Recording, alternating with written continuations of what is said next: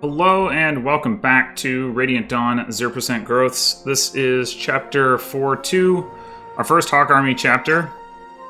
And that, of course, means we finally get access to the most glorious unit in all of our armies at this point, and possibly for the rest of the game, Tibarn, who has 40 speed, which is not quite as much as Nisala, but will double everything in the game. 56 attack, which is more than anybody else right now, although the Lions will beat him on that front. 32 defense, 68 HP, is an incredible amount of durability, and he's also very dodgy. 20 resistance is fine. I mean, he's, like I said, he's very dodgy anyway. He also has an extra point of base movement compared to other bird lagoos. So the standard is 7 untransformed, 9 transformed movement with Canto and Flight. But he has 8 and 10 with Canto and Flight, which is great. That being said, it's great, but it's not enough, I think. So I also put Celerity on him and Pass to increase his mobility further. But I didn't really think that was enough still. So in addition to that, I've also given him the boots. So he now has 12 untransformed movement and 14 transformed movement. And I'm kind of playing it off like I'm being silly, but I actually think it makes a lot of sense. He can take advantage of it specifically in this coming chapter. It will possibly be relevant in 4 or 5 as well for being able to one-turn the chapter. I mean, it might not be. I'm not sure. I've never one-turned it before, so I don't know exactly what the requirements are. I'm hoping that I can do that, but I'm not sure. But in any case, he, even putting aside the specific considerations of these 2 chapters, I think having the best Flight and Canto unit have the most movement makes a lot of sense. And the other thing is that we don't have any speed wings left, but we do have a couple of energy drops. So I feel more confident that I can get Tibarn up to damage thresholds that he needs to hit in the tower than that I can get the Lions up to doubling thresholds that they need to hit. Plus, the Lions don't have Canto and they don't have Flight, and he does. So all things considered, I think Tibarn is reasonably likely to be the best unit that we have in the tower, and certainly is the best unit we have right now, and seems like a great candidate for investing a ton of movement into. Another thing that is notable about Tibarn, I don't know for sure that none of the other Lagoos have more skill than he does. Maybe Nyla has as much, but 48 transform skill is bonkers. I mean, that means his Terror activation rate is almost 50%. His Pavice activation rate... Pavice might be skill over 2, but I mean, the point is, of course, I took Pavice off of him to put Celerity and Pass on him, but, if at some point we don't need Pass, we could consider putting it back on. Or maybe we'll just put it on somebody else. I don't know. Regardless of that, yeah, he's really good. And that skill rate is part of it. He certainly isn't going to miss anything. Other than that, as I discussed last chapter, I did promote Lucia. This gets her into doubling range against enemies at 25 speed, of which there are a decent number of warriors that hit that. I don't know that any of the halberdiers quite hit 25. They might, though. Snipers, maybe also as well. I haven't checked on all of them specifically, because it doesn't really matter, because I don't have anybody between her 29 and Tornado's 24. I guess Shinnon's at 26, but that still is... He only doubles the 22, so it doesn't matter if it's 23 or 24 or 25. Anyway, so... This is definitely, one of the least impactful promotions we've done, but even so, getting her the extra speed and getting her access to Astra, and increasing her crit rate are all good things. I also gave Janaf his mastery skill since he hit level 30.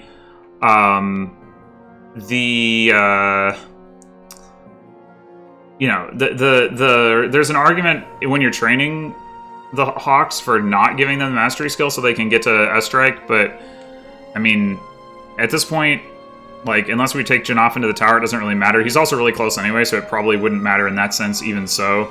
And there are enemies that he doesn't one round that I would like him to kill, so having Tear will help him do that, or at least give him a chance to. Ulki isn't quite there yet, so he doesn't get to do that. And other than that, I think there's...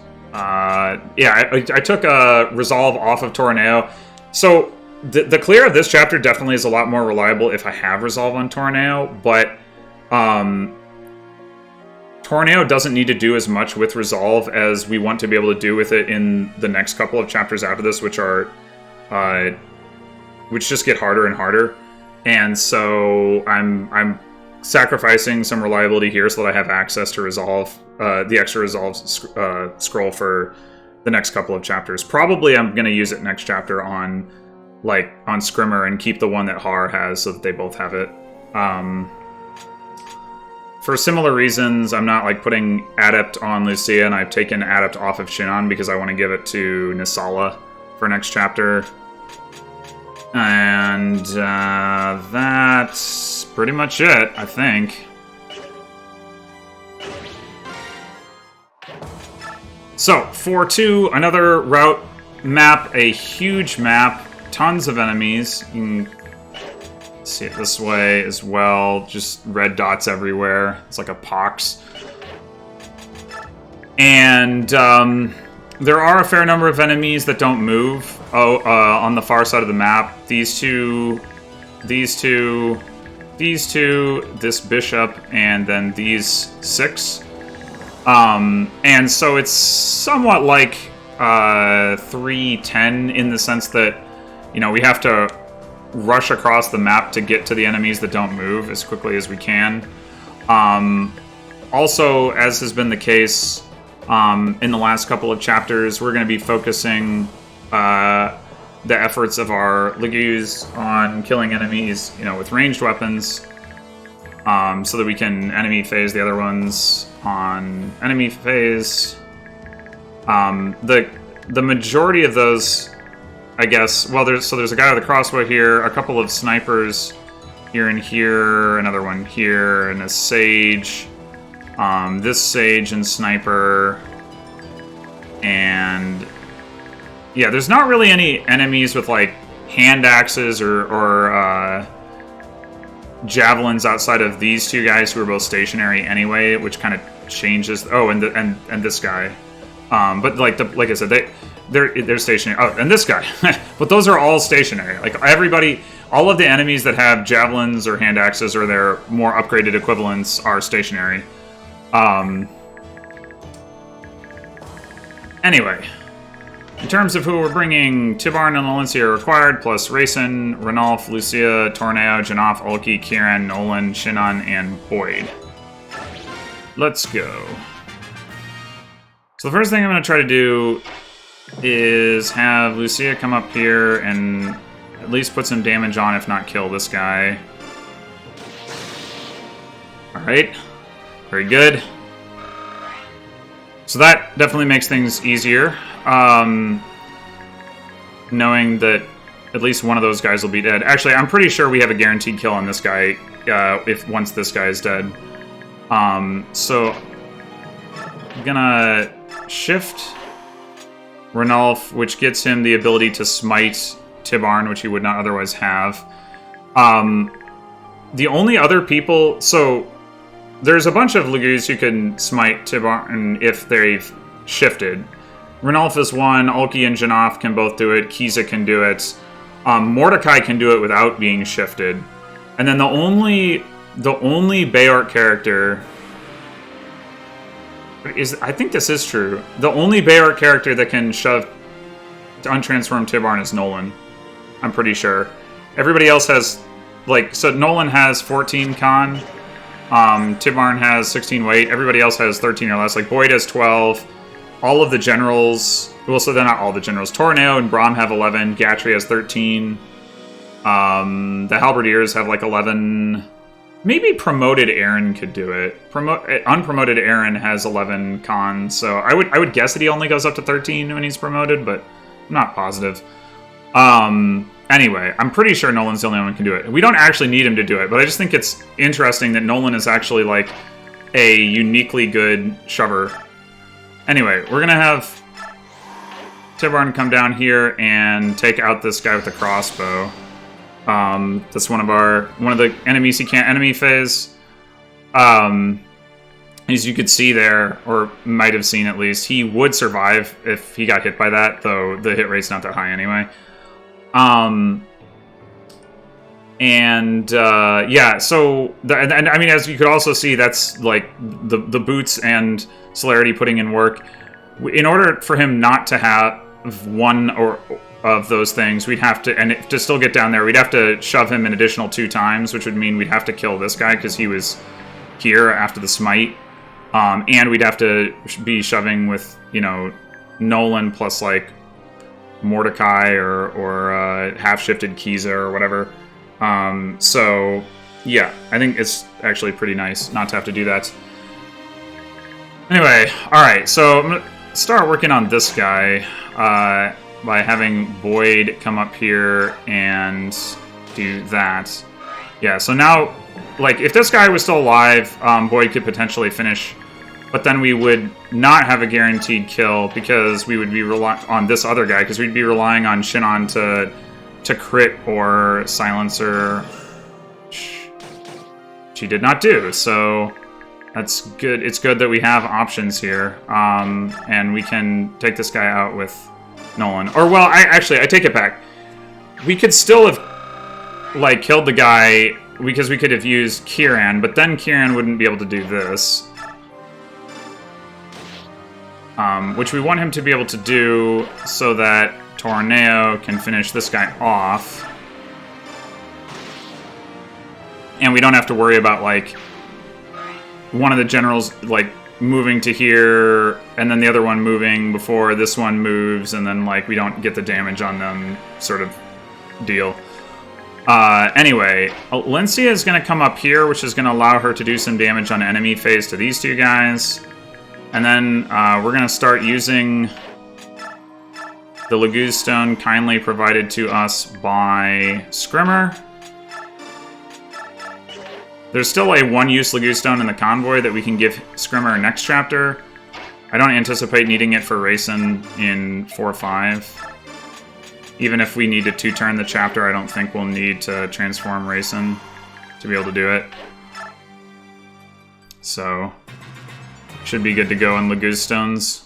And that's why I figure might as well transform Ulki and Janaf right away and allow them to do some extra damage next turn before getting chanted, rather than having to have them grass first.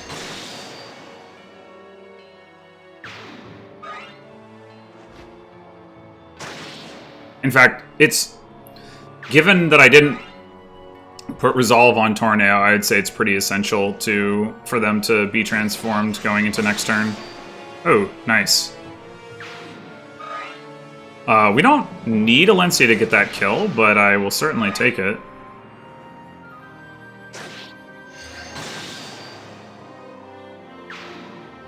Although maybe it would have been better if like, for her to not get the kill if that meant that she didn't take damage. I don't know.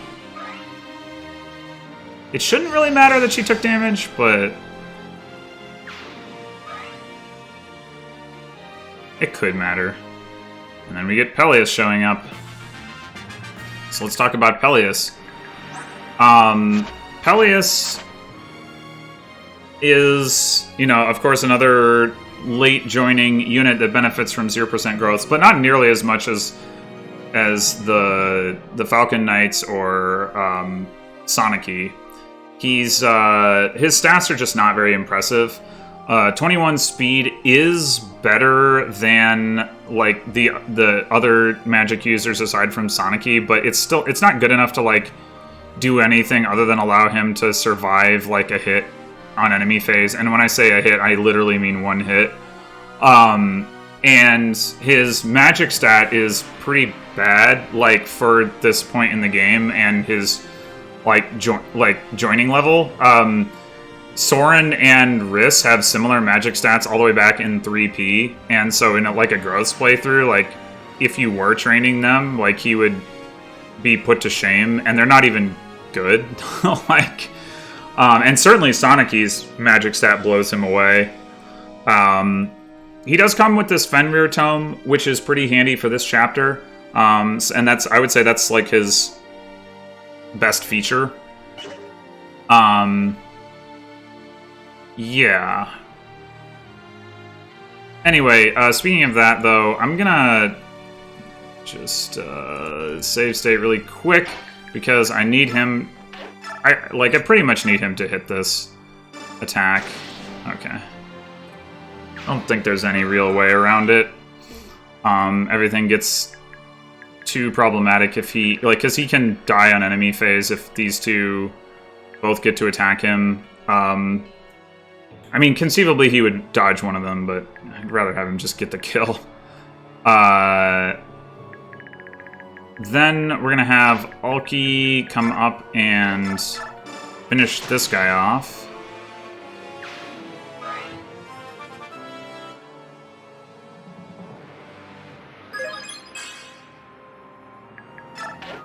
And we're gonna have Alencia come rescue Torineo. She actually can't rescue him with, like, the rescue command. He's too heavy. So we don't have a good way to rescue drop Torineo around. So the rescue staff is a nice alternative. Then let's see. We need to get Boyd out of the way here so that we can shove with Nolan, because Nolan can shove Janaf, who also is the same as Untransformed Tibarn, and Boyd cannot. And then Janaf is going to come and deal some damage to that guy. And then, now that we have Janaf out of the way, we're going to come up and trade the Hand Axe Forge to Torineo. I didn't want to spend the money on another one, so we're just trading it around instead. Torineo is going to come up here. This is Lucia, and then we're going to chant for them.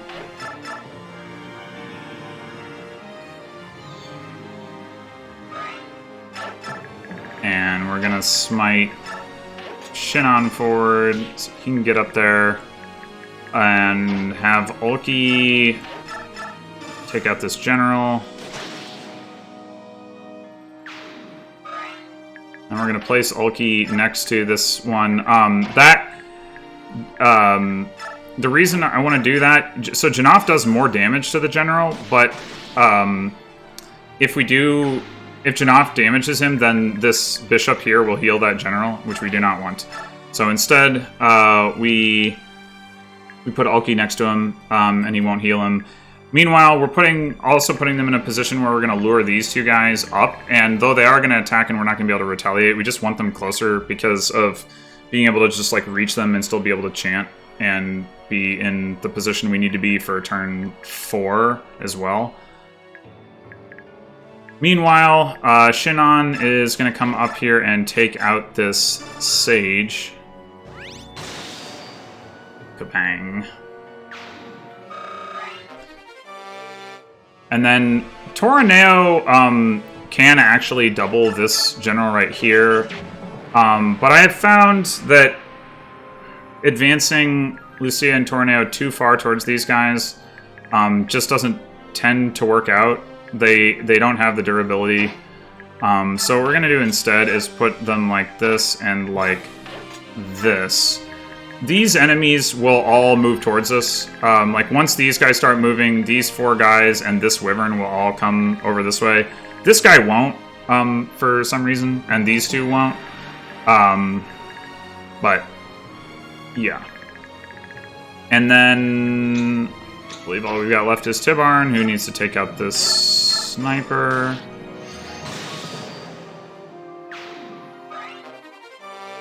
Two coins.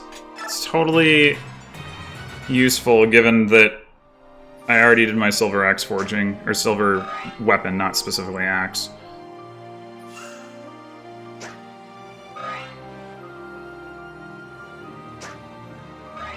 Nice. Dodge.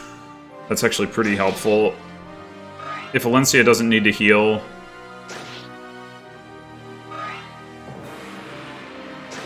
Oh, wow.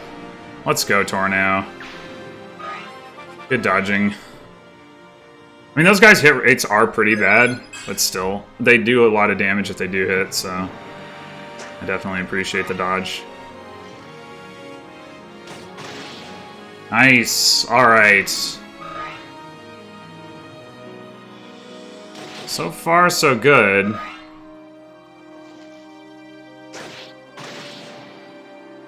Oh, I didn't mention why I put Tibarn specifically in that spot. It's because there's a warrior on the right and a warrior on the left that can both reach him. That, like, there's no other spot that he can be in where they could both reach him. Or, well, no, yeah, I'm pretty sure there literally is no other spot.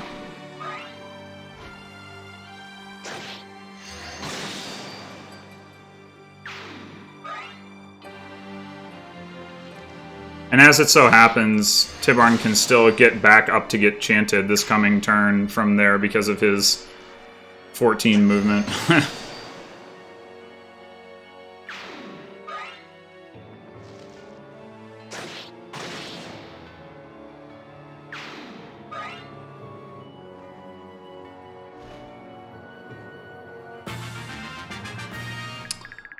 All right, so yeah, this part right here is gonna be the part that's, well, dubious, I guess, and potentially not going to work out. Like I said, if I had Resolve on Tornado, it would, but wanted to save that. But yeah, we can have Boyd take out this guy. And then, hopefully, we can have Lucia kill this sniper. Alright, we haven't seen an Astra yet, but the crits will work too. And that is going to open up a lane for Alencia to come over and attack this Swordmaster. We could have potentially used Peleus to finish that sniper, but not needing to do so is preferable.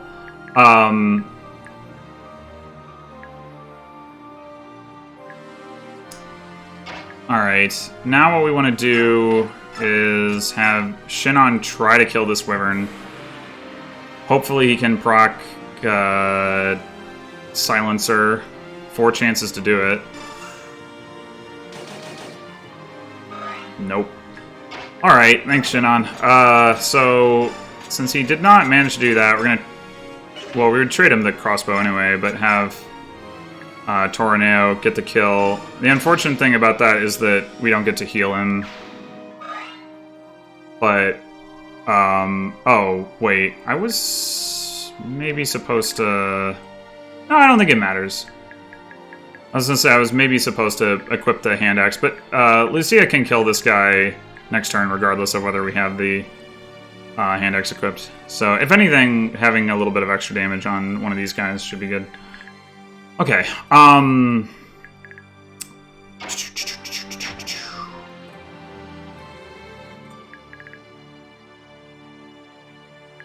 now we want Peleus to come up, and since we didn't need to chip that guy, I mean, we could chip this guy, but we want to chip this general. Oh. Or not. Eh. Alright. Maybe I should have save stated that one. I don't know if it's a problem or not, to be honest. Well, we're gonna have Tibarn kill this sniper.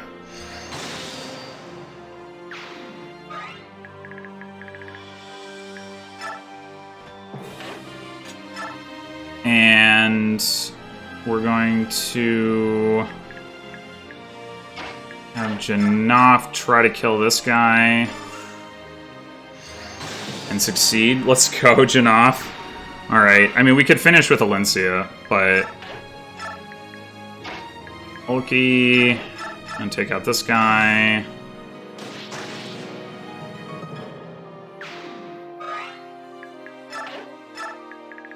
We're gonna smite Rayson, which is gonna get him further than we need him to, but he needs to get like one space further than he would be able to otherwise, at least if I recall correctly.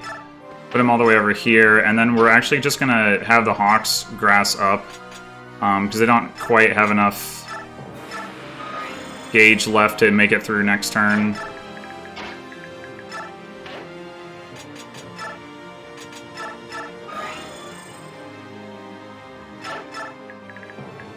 And Tibarn is going to take that guy out. That's one of the guys who doesn't move. And then Kanto next to one of the other guys that doesn't move and set himself up to enemy phase these two wyverns and this guy and this guy and this guy. Not this Falcon Knight, because she's going to come over and attack one of the Hawks. Yeah, so here's the problem. Alencia doesn't kill this guy.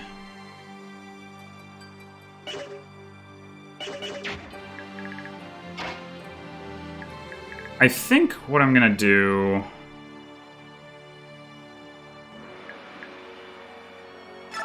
with her...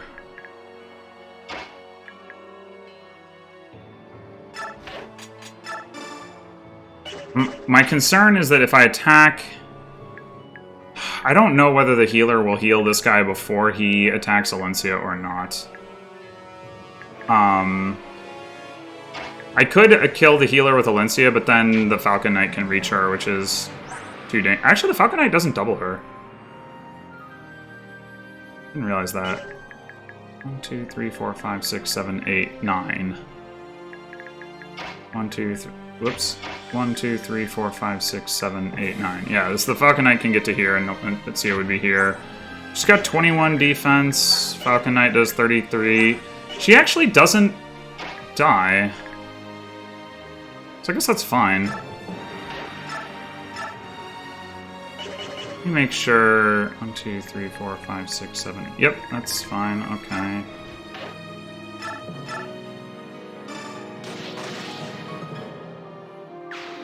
For some reason I was thinking that I couldn't afford to put her in range of the Falcon Knight, but I guess it's fine. Although... Falcon Knight's gonna be here.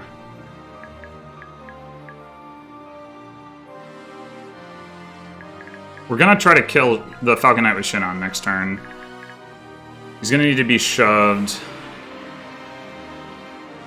2, 3, 4, 5, 6, 7, 8, 9, 10, 11. So he needs to be shoved by, like, Ranulf, Boyd, Nolan.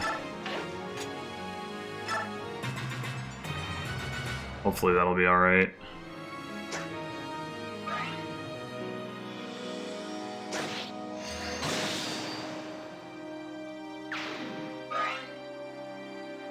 I mean, I think...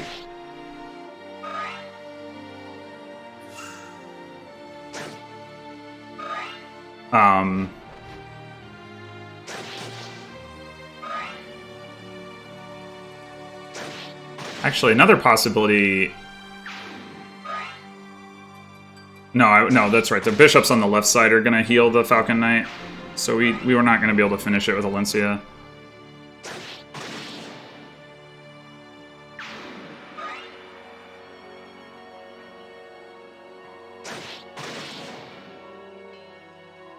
I was thinking another possibility is that Alencia can pick up that kill herself, but I don't think she actually can. Yeah.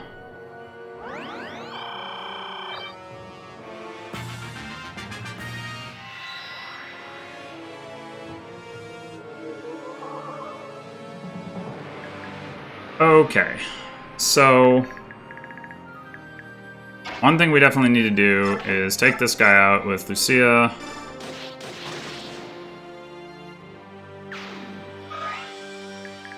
And then Peleus. How... you do here? 21 against this guy, 21 against this guy, 16. Not the best of hit rates. Tornado can come kill this guy. Oh. Yeah. Doubles him. I actually didn't realize that. But the question is...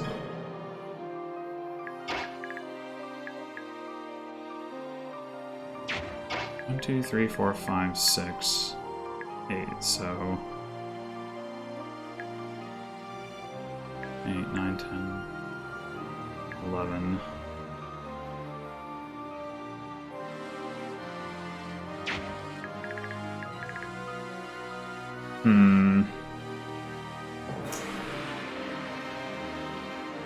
You know, I think it's actually going to be easier for me to reason about this if I do this stuff first. So we're going to have Ulki come over and attack this guy. And then Alencia is going to come finish him off.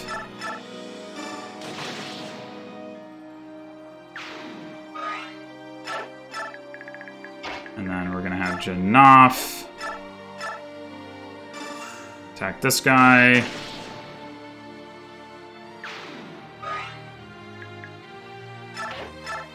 And Tibarn is gonna kill the Toksh wielder.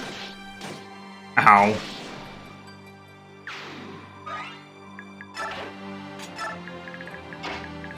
And we're gonna chant.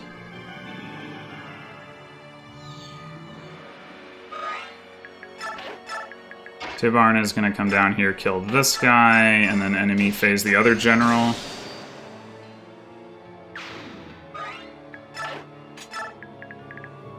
And...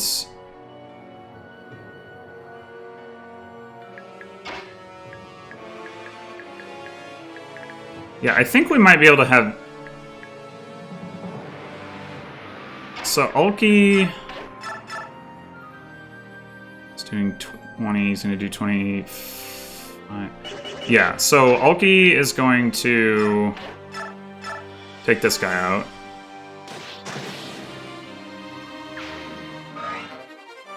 And reach this next strike rank up, which gives him 42 attack or 41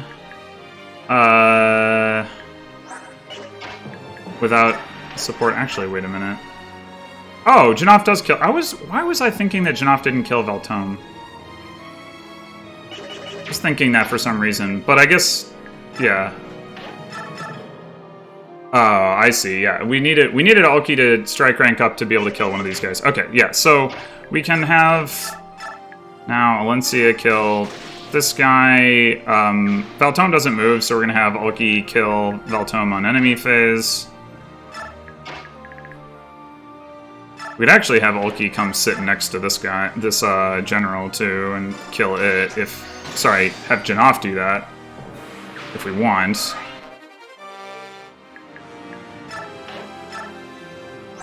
I don't think there's no risk of that failing.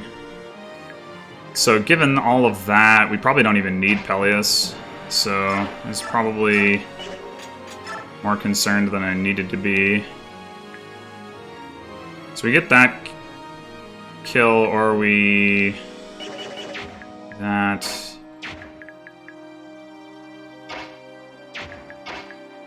We should be able to have Boyd come in and get a kill here. And Kiran is available. Yeah, we should be in good shape. Actually, I guess...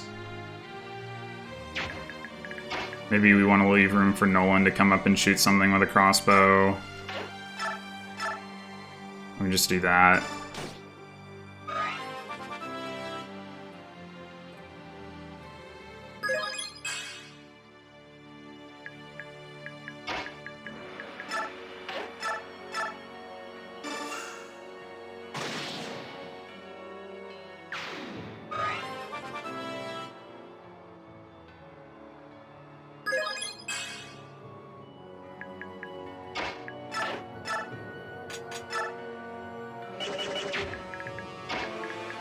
Yeah, never mind about the whole shoving thing.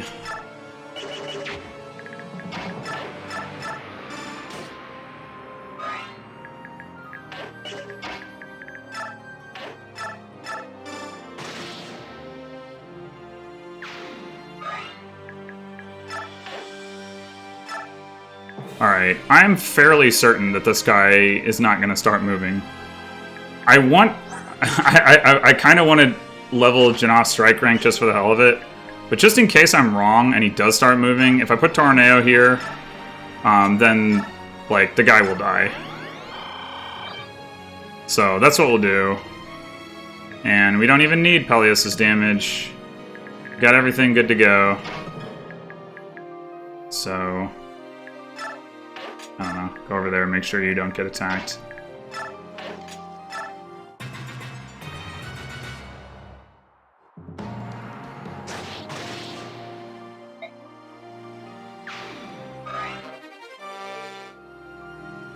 Yeah. Strike rank? Perfect. Okay.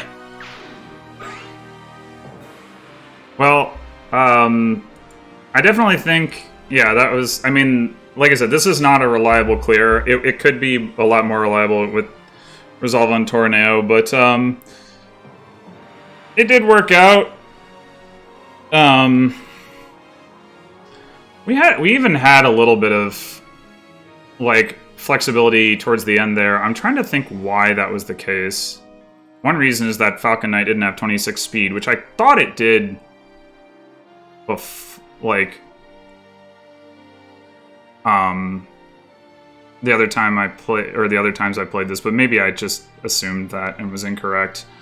Jannoff got the tear on that sniper, which meant we didn't have to finish the sniper with Alencia, so that was pretty nice. Oh, and Lucia getting the crit on the sniper at the top was good as well. Yeah, I don't know. There's some things that broke our way. In any case, thanks for watching, and I'll see you next time as we go into the desert in Chapter 4-3, the second of the Silver Army chapters. Until then.